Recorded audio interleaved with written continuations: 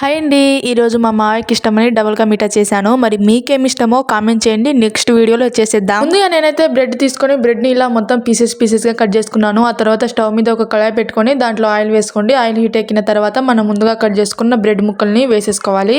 Golden colour వచ్చేంత దాకా fry చేసుకోవాలి. వీటిని ఈ విధంగా ఇలా ఫ్రై చేసుకున్న బ్రెడ్ ముక్కల్ని ఒక ప్లేట్లో పెట్టేసుకోండి. ఆ తర్వాత స్టవ్ మీద ఇంకో కళాయి పెట్టుకొని దాంట్లో నేను ఇక్కడ సగం కప్పు దాకా చక్కెర తీసుకున్నాను. సగం కప్పుకి ఇక్కడ 2 కప్పుల వాటర్ తీసుకున్నాను. వేసేసుకున్న తర్వాత పాకం రావాల్సిన ఏం అవసరం లేదు. చక్కెర కరిగితే చాలు. ఆ తర్వాత 2 లేదా 3 ఇలాచి, ఫుడ్ కలర్ కొంచెం, షుగర్ మొత్తం కరిగిపోయిన తర్వాత మనం ముందుగా ఫ్రై చేసి పెట్టుకున్నాం కదా బ్రెడ్ ని వేసేసుకోండి. ఆ తర్వాత డ్రై ఫ్రూట్స్ ఉంటాయి కదా, బాదం, జీడిపప్పు, నెయ్యి లేదా కొంచెం ఆయిల్ వేసుకొని కాస్త గోల్డెన్ కలర్ వచ్చేంత దాకా ఫ్రై చేసుకొని దాంట్లో వేసేసుకోండి. అయితే ఇంకా simple tasty double ka meetha అయితే రెడీ. మా మావయ్య అయితే డ్యూటీ నుంచి రాలేదు. నేనేం టేస్ట్ చేసి చెప్పాలని ముందే తినేసాను. టేస్ట్ అయితే సూపర్ వచ్చింది, జ్యూసీగా. మరి మీరు కూడా పక్కా ట్రై చేయండి. ఎలా వచ్చిందో కామెంట్ చేయండి. అలాగే మన ఛానల్ ని సబ్స్క్రైబ్ చేసుకోండి.